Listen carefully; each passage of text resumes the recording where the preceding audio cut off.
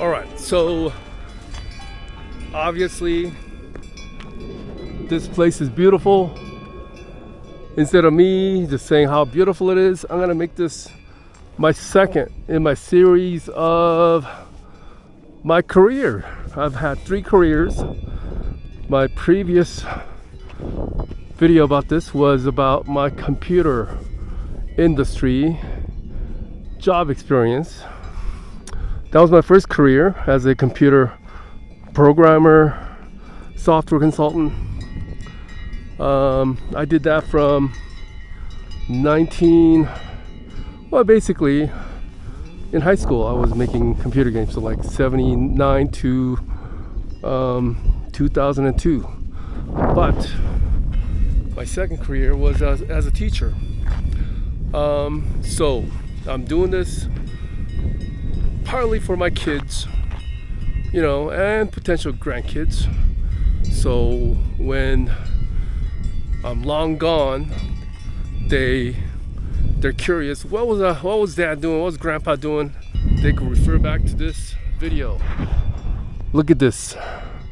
So if you're not interested in education field, I was a teacher, then you could mute this and put on music. Otherwise, you could listen while you see this beautiful scenery. This cow's coming to greet me.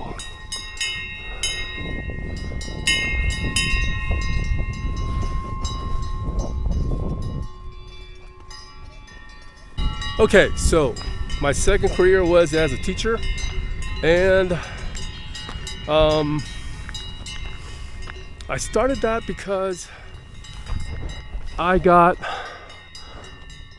burned out as a computer programmer. I was burned out, I was overworked, and I wanted to do something where there was some free time. That was the main reason why I chose to be a teacher.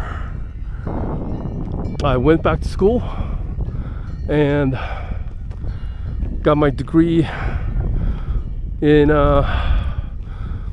it's not a degree, it is supplemental education. That's what you need in the United States to be a teacher. It's usually like a year and a half of extra work, extra university coursework. Okay, this way. Originally, I wanted to be an elementary school teacher, and I got my credentialing on that. They call it multiple subject.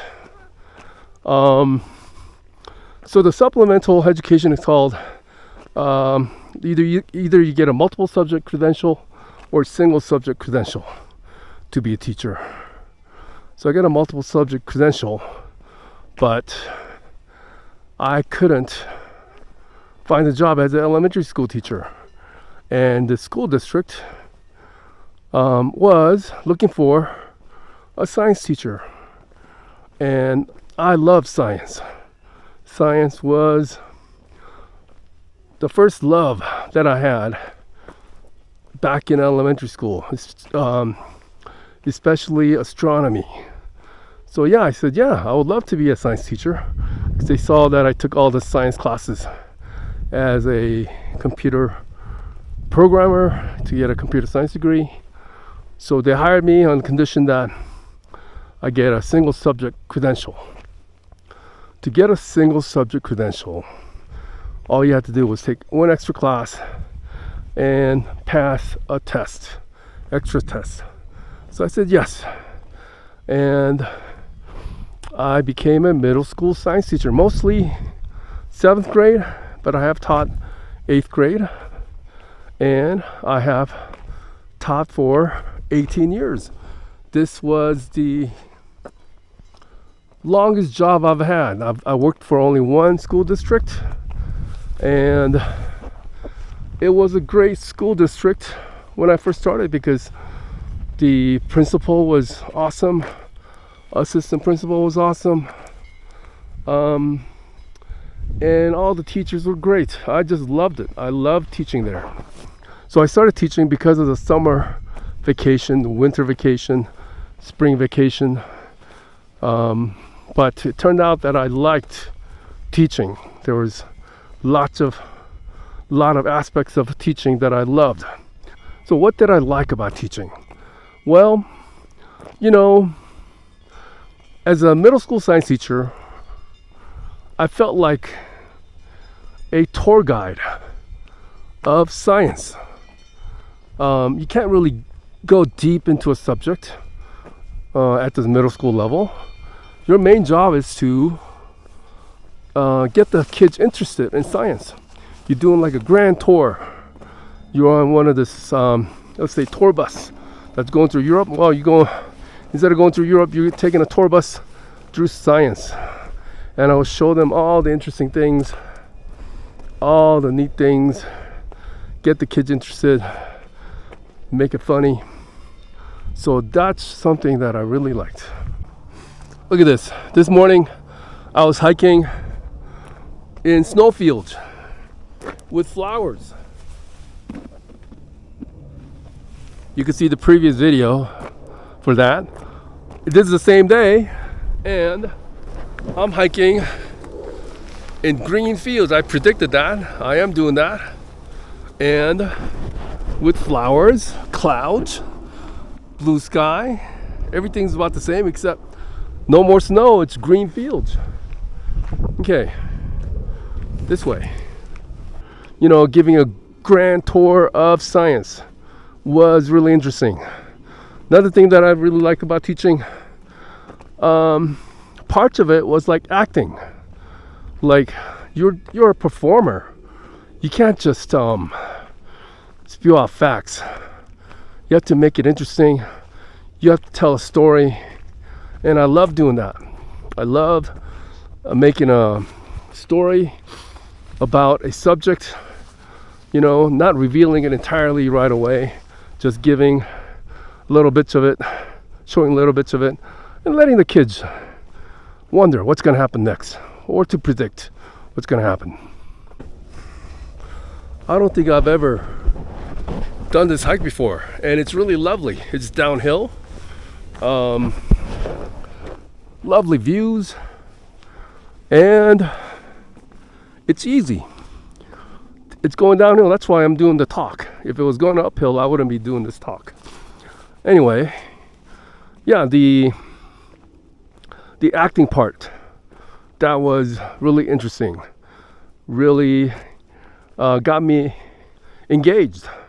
And I was lucky enough to teach 5 periods of the same subject.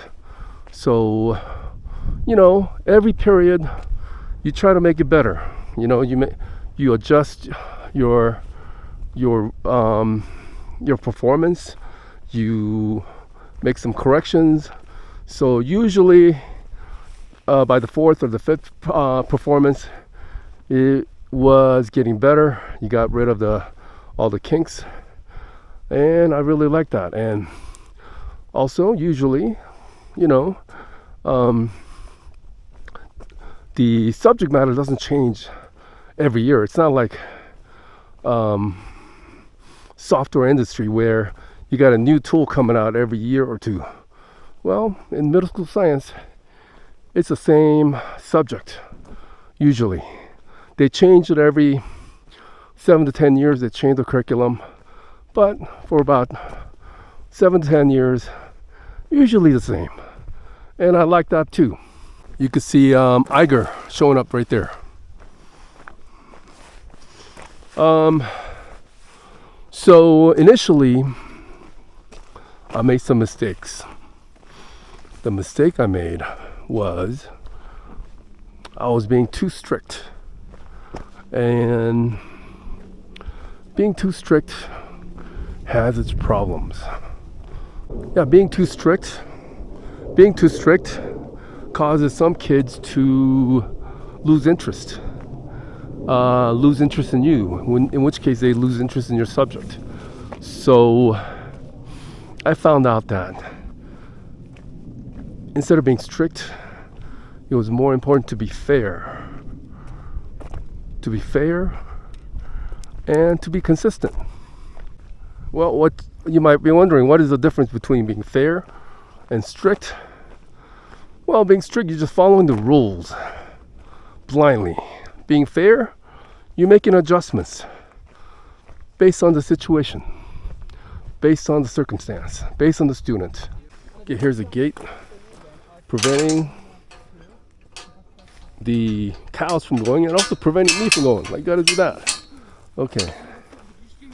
So it's a cow-proof lock and also prevents idiots from going through also. Okay, almost prevented me from going through.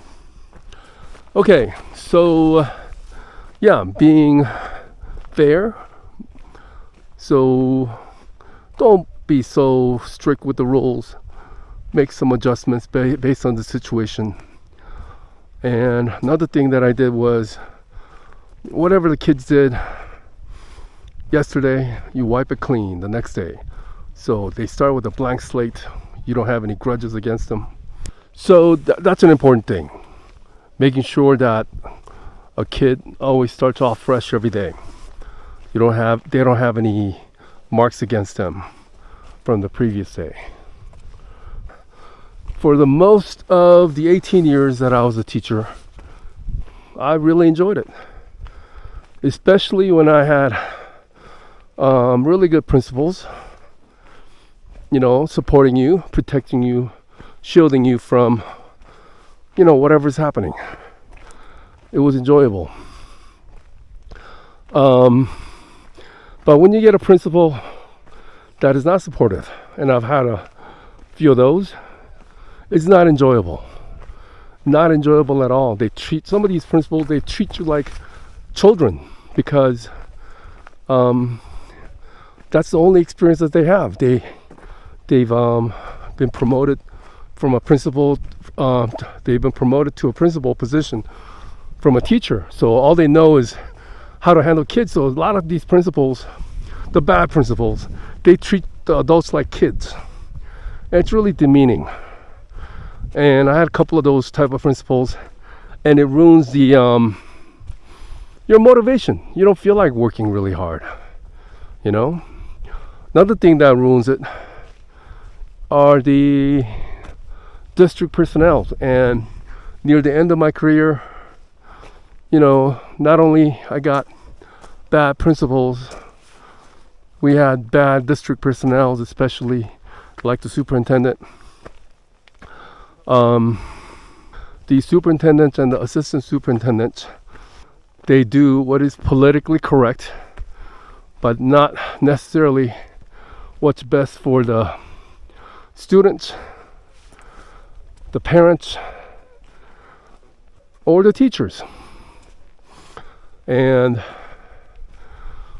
the last superintendent I had, and then he's still there, he was one of those.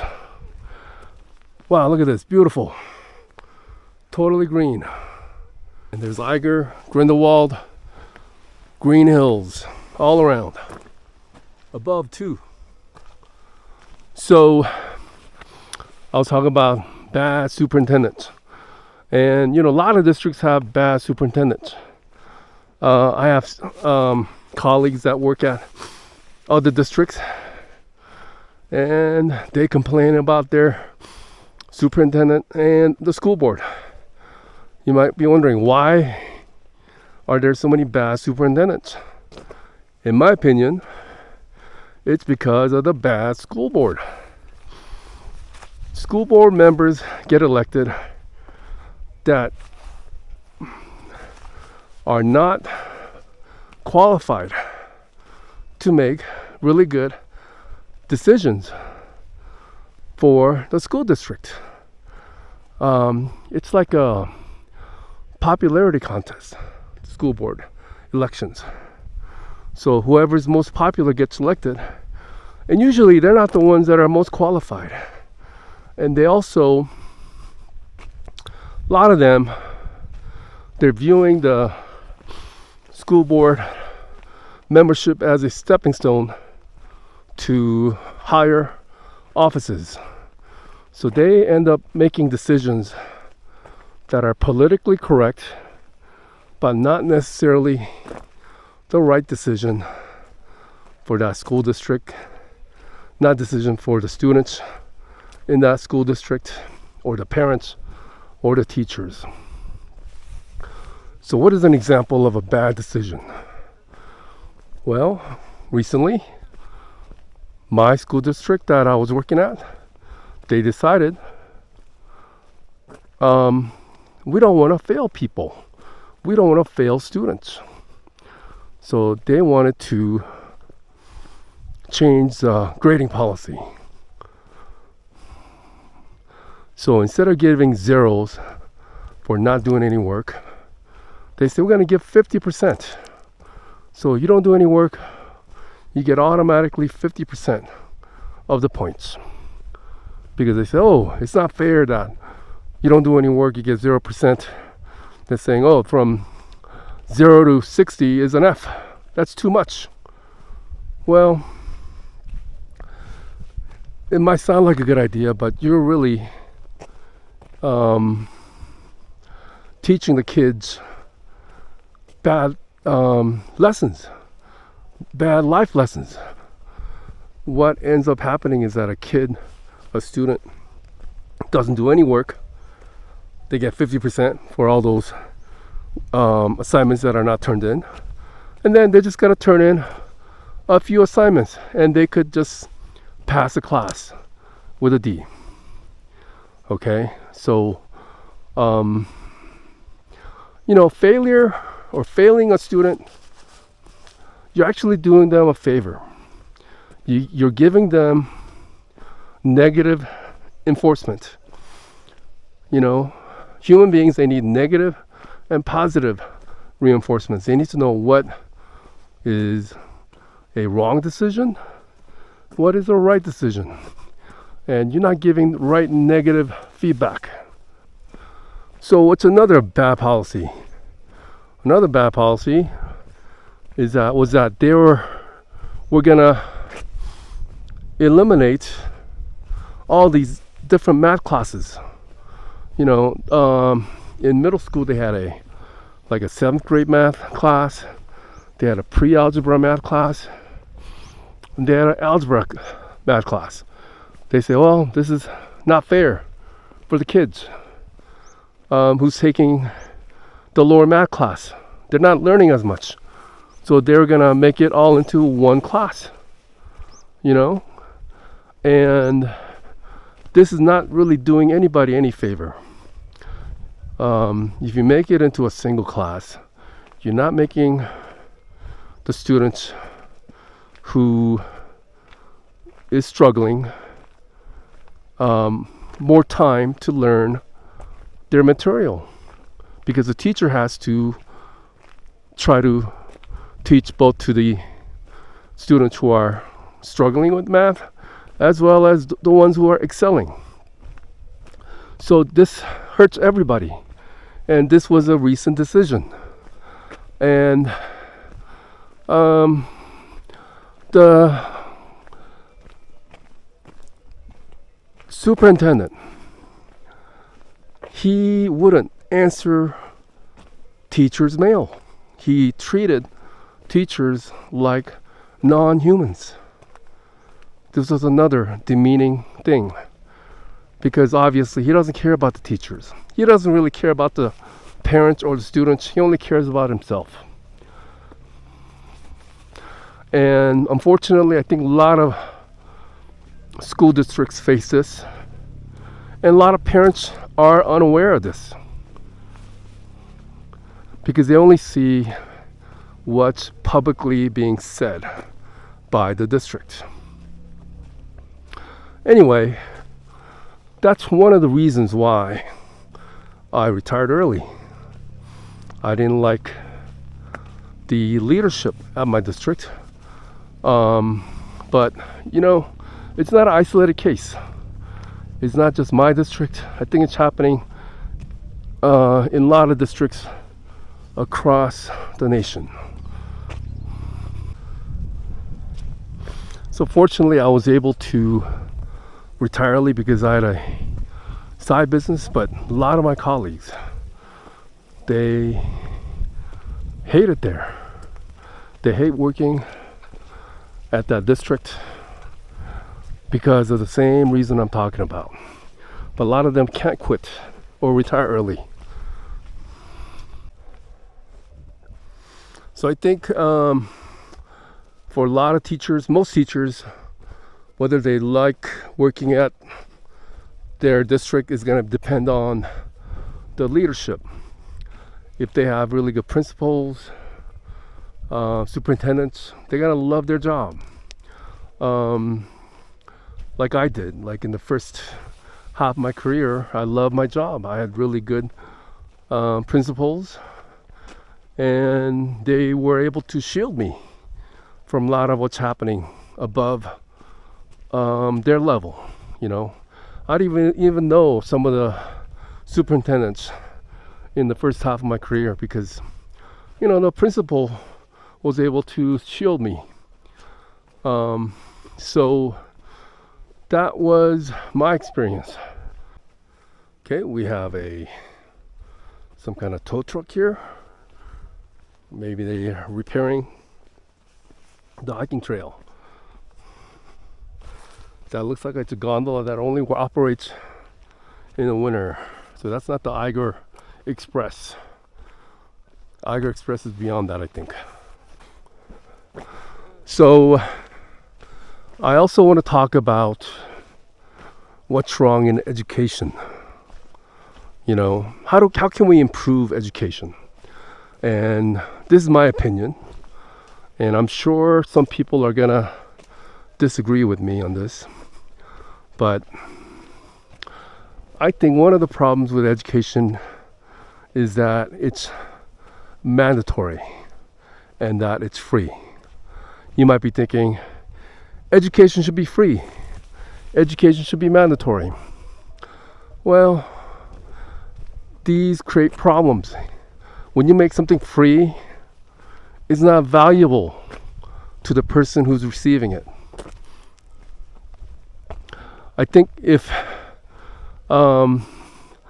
students and parents had to pay a little bit, they would appreciate it more. I'm not talking about paying the entire sum of education. I'm talking about maybe paying as much as people in the United States pay for community college. So community college education, it's like, I don't know, $100, couple $100 every semester. So for the whole year, they're only paying, probably $400, $300 for the education. So I'm talking about something like that. You pay something like $300, you're paying something, a very small amount, so you value it more. Okay, you're gonna appreciate it more. You're not gonna try to miss the classes or skip school days. You're gonna try to learn. Okay, so that's what I'm talking about. And also, not making it mandatory. So the problem right now is that it's mandatory, and a student who's failing, let's say 4th grade, even if that student gets F's in all his classes, he moves on to 5th grade and 6th grade, 7th grade, and eventually they're in high school and they hate it. They don't like being there. They're not learning. It's wasting their time. In my opinion, to function in society, all you need is a middle school education. So I think make it mandatory up to middle school, because if you finish middle school, you have enough knowledge in reading and writing to read contracts, sign contracts, to do basic math, basic algebra, do basic bookkeeping, balance the checkbook. If you're gonna be, let's say, a real estate agent, carpenter, plumber, mechanic, with a middle school education, you can do that as long as you take additional courses in your career. So maybe make it mandatory up to middle school, and then have an exam where they have to pass to go on to high school. Kind of like, how you gotta take some, there's some requirements to get into community college. Well, have some requirements to get into high school. And so, a student who is just hating school, let them exit and find a career that is suitable for them. And there are plenty of careers out there where you can make a really good living, where you don't need to go to college. You don't even need a high school education, to become a plumber, mechanic, even a real estate agent. You could do all of this with middle school education, as long as you educate yourself further in your career. So that way they're not wasting their time. And everybody matures at a different rate, and eventually they might find that maybe when they're in their mid-20s, late 20s, hey, I want to go back to college. Well, let them go back to college then, when they're ready. Everybody's gonna be maturing. Their brain's gonna mature at a different rate. They're gonna be a different person when they're 15 versus 20 versus 25. You could see the train right there. That's the one I took yesterday. And it goes on to Jungfrau Joch, which goes through a tunnel through Eiger to the top of the mountain. So way up there. I've done that a couple of times. I'm not planning to do it this trip because it's really expensive. I don't think it's worth it to do more than once or twice in your life. It's like $200. And for $200, I'd rather go hang gliding. That's one thing I was thinking of doing this trip. Hang gliding is like $250. But there it is. And then cable cars right there. I could see it, but you can't probably see it on this video because it's so tiny. It goes there. I think that's where the cable car stops. I think the train station must be somewhere there. So what else? Did I forget to talk about something? Well, let's see. Being a teacher, what I learned was that you have to have the kids like you. And I don't mean as a friend, but to like you as a person. So you have to treat the kids in a way where they enjoy being taught by you. That not only means making it funny, but making accommodations, not being too strict, making the curriculum interesting. And that's the strategy that I used, and I think it seems to work. And it's a strategy that I use for my kids, also my own kids. I try not to be too strict, and as kids get older, you got to be less authoritarian. So when my own kids went into middle school, I became less authoritarian. I let them make their decisions. And it's like letting go of the handlebars on a bicycle. They start pedaling. They started with trainer wheels in elementary school, and now they're trying to pedal on a two-wheel bike. You're holding onto that bicycle in middle school, but by the time they hit high school, you kind of let go of the handlebar. But you're running with them. You're ready to grab that bicycle if they're about to fall. So when they're in high school, I pretty much let them make their own decisions. Like with my son, I let him play all the video games he wants. I told him, hey, as long as you're getting straight A's, you can play as long as you want with the video games. And yeah, he finished his high school career with straight A's, and he played a fair amount of video games, and that was great. Good for him, good for me, So high school, you're there to make adjustments that are really critical. If it's not critical, just leave them be. And then as they go into college, it's as if they're riding that two-wheel bicycle, and now you're just not even running with them. You're just standing by. You're standing by in case they fall. You gotta, repair their, put a Band-Aid, in case they fall. That's what you gotta do. There's a station right there. That's the Kleine Scheidegg station. Okay, so this walk is pretty much downhill all the way. This is a great walk. Then as they go into, early 20s, late 20s, I think I'm gonna become more like a mentor, instead of giving advice. Well, it might be advice at first, but eventually it's gonna become opinions. By the time they're in their 30s, you're not giving them advice anymore. You're giving them opinions,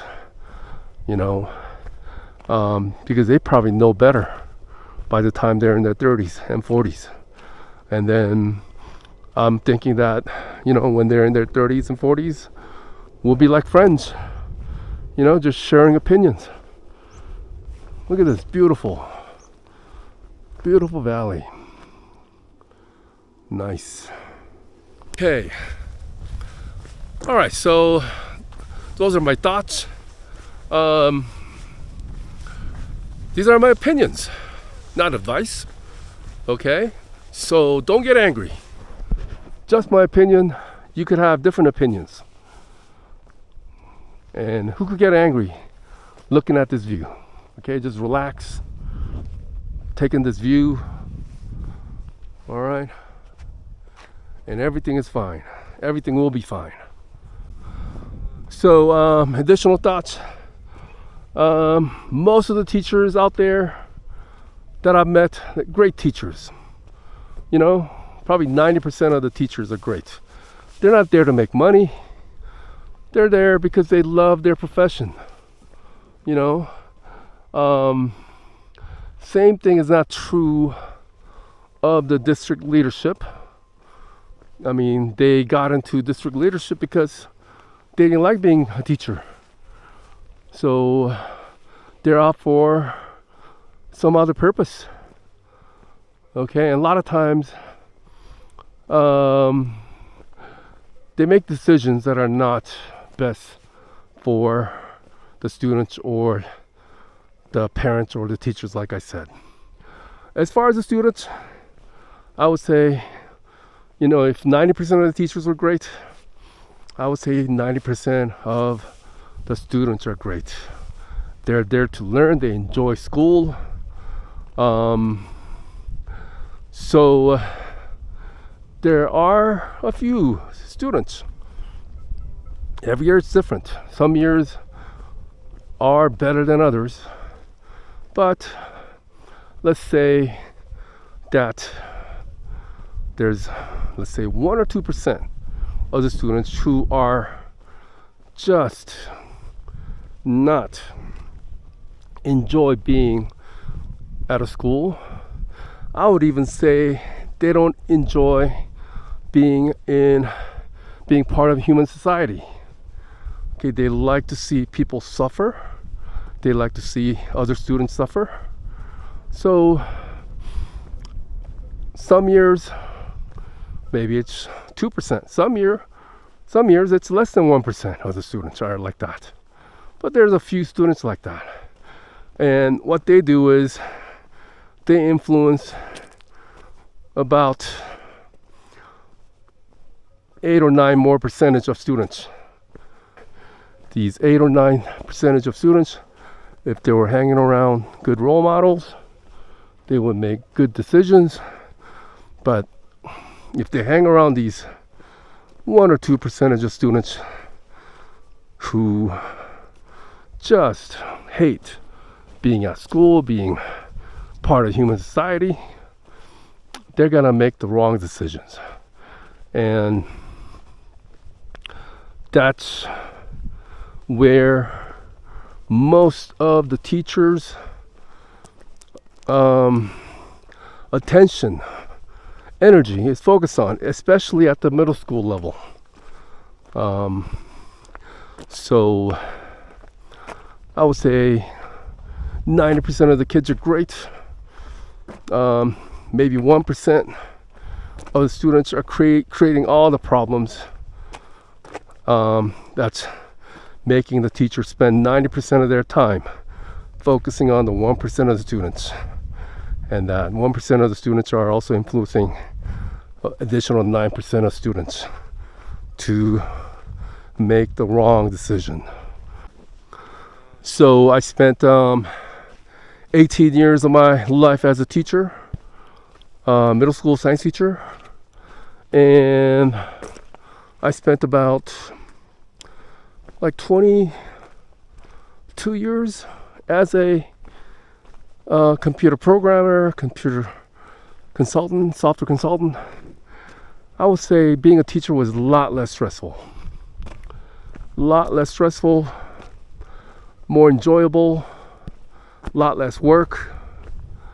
So I'm glad I made the switch. I really enjoyed, teaching a concept, and then, when a student gets that concept for the first time, it's like magic. You know that, hey, that kid understood that concept for the first time, and it was through you, and because of your special way of delivering that content, they were able to enjoy it or to appreciate it. So that was really enjoyable. So most of my teaching career, I really enjoyed it, and I would recommend it to people if they're considering. Just make sure they pick the right school district. Some school districts have really good district personnel, and I'm even recommending being a teacher to my daughter, Rachel. She wasn't sure what to do with her career. She says that she likes working with kids. I said, hey, try being a teacher. So she's getting a degree in biology, also a teaching credential. So that's an option for her. I think she would be a great teacher if she decides to do that. Just don't work at my district, Rachel. Find somewhere else. Also, in my opinion, what's making private schools better than public schools, if you could even say that, is because they could kick out that 1% of students that's causing all the trouble. Private schools, they can't kick out a student for not following rules consistently.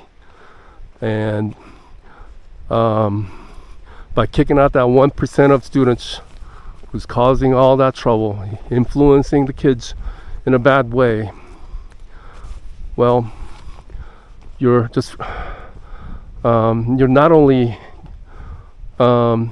getting rid of that bad influence, but you're also freeing up the teacher's time. So now the teacher doesn't have to focus on that 1% of students.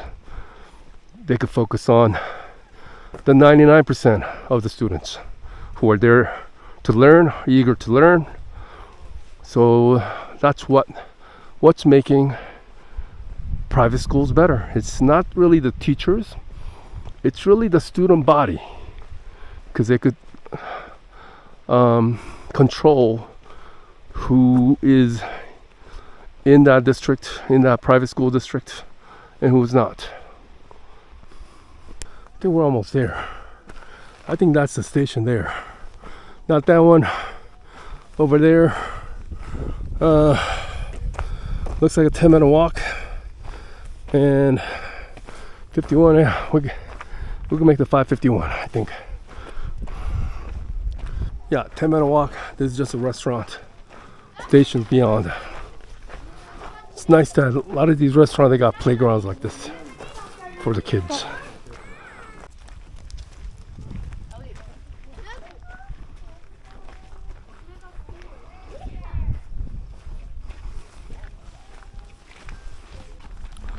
And you could see the cable car going to Eiger Glacier.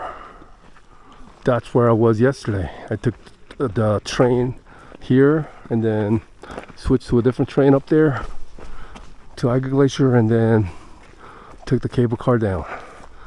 That's great about Swiss Alps, is that you could hike as much or little as you want. You could come all the way up here from the ground, from the bottom, or you could take the train up, take the gondola up, hike down. You could even, if I wanted to, I could even hike all the way down to Grindelwald, but I don't think I want to do that. It's probably like a 2.5 hour hike, and that would mean I would get back around 8 or 9. Yeah, so I'm gonna take the train down, because for me it's all free, all the transportation here, except for going all the way to Jungfraujoch. I gotta pay like half price or something, but I could come all the way up there to Eiger Glacier. And the weather's a lot better now than yesterday. Okay, any final thoughts about this topic? One more thing is, you know, I noticed that a lot of parents, they're over controlling when a kid is in middle school or high school. They're not doing what they want them to do. You know, in my opinion, they should have done that. They should have been over controlling when they were in preschool and kindergarten and elementary school. By the time they're in middle school, high school, you know, it's kind of too late, because their brains are, the hormones are being triggered to make them think that the adults, their parents, are not thinking properly. Let me rephrase that. So hormones, I believe, make teenagers think that parents don't know what's going on. Why is that happening? Well, you know, in nature, we want the young to leave their parents. We don't want them by their parents all the time. You know, it's better for the species, for the kids, the child, to leave the parents, and the hormones are triggering this reaction. So, you know, by the time they get to high school or even middle school, they're not going to listen to their parents as much. You know, they're going to listen to other adults more than their parents. So I think by the time they get to middle school, high school, parents should understand this. And I think the role that they should play is being an adult that is there to guide them through important decisions. So it's better for the parents to have a good relationship with their child at that point, by the time their child is in middle school, high school, than to try to be over controlling.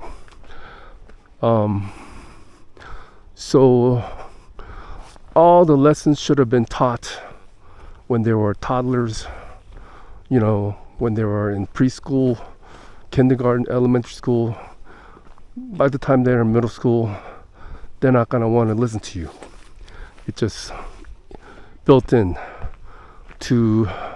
their genetics because of the hormones. Because, as a species, you want the kids to leave their parents, start their own lives. And they won't do that if they think their parents are the greatest in the world. They're going to just live with you forever and be dependent on you. They're not going to be able to be independent. You can see Eiger partially uncovered. Okay, we haven't seen it fully uncovered yet. It should be Eiger. I think there's monk and Jungfrau. Eiger is ogre. The monk is protecting the young woman, Jungfrau, from the ogre, Eiger. But Eiger is the most beautiful mountain out of the three. Okay, I'm gonna take the train back, and that'll be it for this episode.